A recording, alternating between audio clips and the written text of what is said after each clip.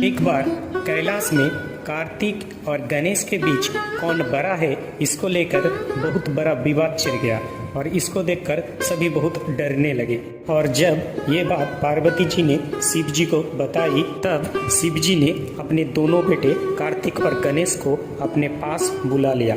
दोनों ने अपने पिता माता को प्रणाम किया। उसके बाद शिव जी ने दोनों से ही विवाद का कारण क्या है जानना चाहा और गणेश ने जब पूरी बात बताई तब शिव जी ने बात को गंभीरता से लेते हुए कहा कि जो पहले पृथ्वी का परिक्रमा करेगा उसी को बड़ा वीर कहलाया जाएगा। इस बात को सुनते ही कार्तिक ने अपना मोर को लेकर रवाना हो गए और उसी वक्त देवलोक के सारे देवता कैलाश पर एकत्रित हो गए। वो सभी इसका परिणाम जानने के लिए बहुत उत्सुक था, लेकिन गणेश कहीं ना जाकर वहीं पर खड़ा रह गया और एक पूजा का थाली लेकर अपने पिता माता को पूजने लगे। पूजन के बाद अपने माता पिता को 3 बार परिक्रमा करने लगे। वहाँ पर उपस्थित सभी देवता इस दृश्य को देखने लगे। उधर कार्तिक का परिक्रमा भी जारी था। ये सब करने का कारण पूछने पर गणेश जी ने बोला कि उसका पृथ्वी परिक्रमा हो गया क्योंकि उसके लिए अपने माता पिता ही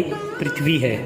गणेश जी का इस व्याख्या को सुनकर वहाँ पर उपस्थित सभी देवता मंत्रमुग्ध हो गए और सभी धन्य धन्य करने लगे। खासतौर पर नारद जी ने कहा कि उनका जैसा बुद्धिमान इस दुनिया में कोई नहीं है। अपने बेटे की इस उपस्थित बुद्धि को देखकर शिव पार्वती महाखुश हुए और कहा कि दुनिया में कोई भी पूजा सफल या संपूर्ण होने के लिए गणेश जी की पूजा करना पहले आवश्यक है, नहीं तो कोई भी पूजा को मान्यता नहीं दी जाएगी।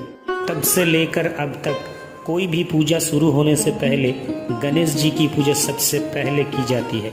इसके अलावा भी शिव पुराण के अनुसार गणेश जी की पूजा पहले क्यों की जाए इसकी व्याख्या मिलती है। एक बार माता पार्वती कैलाश पर अपने शरीर के मैल से एक पुतला बना रहे थे। माता पार्वती पुत्र स्नेह में आकर उस पुतले में जान फूंक दी और उसका नाम रखा गणेश। उसके बाद माता पार्वती ने गणेश जी को दार रक्षा करने के लिए आज्ञा कर दी। तब गणेश ने कहा कि अगर कोई भी आ जाए वो दार रक्षा करते रहेगा, चाहे उसका प्राण भी क्यों न चली जाए। ये बात कहकर दोनों अलग अलग दिशा में चले गए और फिर गणेश ने दार की रक्षा करना शुरू कर दी।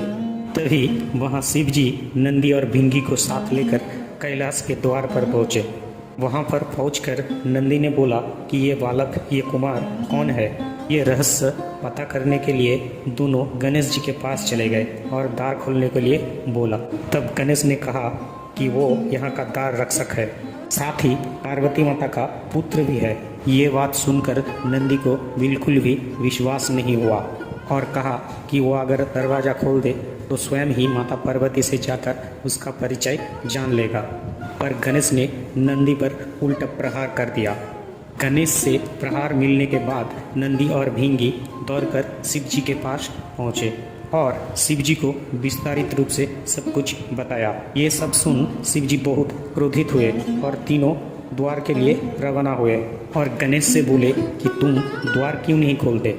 ये सुनकर गणेश बोला कि मैं मेरी माता का आज्ञा का पालन कर रहा हूँ, इसलिए मेरी माँ के खिलाफ जाकर मैं दरवाज़ा नहीं खोल सकता। इस बात को सुनकर शिव जी बहुत क्रोधित हुए और गणेश से बोलने लगे, अगर तुम ये दरवाज़ा नहीं खोलोगे तो मैं तुम्हारी हत्या कर दूंगा। इस बात को सुन गणेश जोर जोर से हंसने लगे और शिव जी का उपहास करने लगे। इससे शिव जी और भी क्रोधित हो गया और फिर शिव जी ने द्वार खोलने के लिए गणेश को अंतिम चेतावनी दे डाली, पर उससे भी गणेश टस से मस न हुआ। तब उन दोनों में घमासान युद्ध शुरू हो गया। इसके बाद सभी देवतागण कैलाश पर पहुंच गए और इस युद्ध को देखकर बहुत चिंतित होने लगे। तब देवतागण भी गणेश को समझाने की कोशिश कर रहे थे और गणेश को शिव जी से क्षमा प्रार्थना करने की मांग की। पर गणेश ने बोला, मेरा कोई गलती नहीं है, जो भी कुछ गलती है वो शिव जी का है। अगर क्षमा मांगनी है तो शिव जी को मांगनी पड़ेगी। इससे शिव जी और भी क्रोधित हो गए। फिर शिव जी ने कहा कि अब इस निर्बोध बालक को और न समझाया जाए। फिर उन दोनों में घमासान युद्ध होने लगा और देवतागण इसको देख त्राही त्राही करने लगे और गणेश ने जब शिव जी को उपहास किया तब शिव जी और भी क्रोधित होकर त्रिशूल से गणेश का धड़ से मुंड अलग कर दिया और मुंड बहुत दूर कहाँ जाकर गया कोई नहीं जान सका। इस दृश्य को देखकर माता पार्वती बहुत क्रोधित हो गए एवं बहुत रोने लगे और फिर देखते ही देखते चंडी का रूप धारण कर लिया और पृथ्वी का नाश करने के लिए तैयार हो गया और सभी देवता उनसे विनती करने लगे कि वो शांत हो जाए। पर माता चंडी पुत्र के जीवित होने बिना शांत नहीं हो रहे थे। इसको देखकर ब्रह्मा जी बहुत व्याकुल हो उठे और सभी देवगण माता चंडी से शिव जी को क्षमा याचना करने के लिए बोले और उसके बाद शिव जी ने गणेश को पुत्र मानकर उनको जिंदा करने के लिए वचन दे दिए और कहे आज से हमारी बेटे की पूजा सबसे पहले की जाएगी। ये बात सुनकर माता चंडी बहुत शांत हुई और फिर शिव जी ने विष्णु जी से बोला कि वो पृथ्वी में जाए और जाकर उत्तर दिशा में टिके कोई भी मस्तक वो उठाकर लाए। और जब विष्णु जी पृथ्वी पर आए उनको सबसे पहले हाथी का मस्तक मिला और वो उसी को ऊपर ले आए।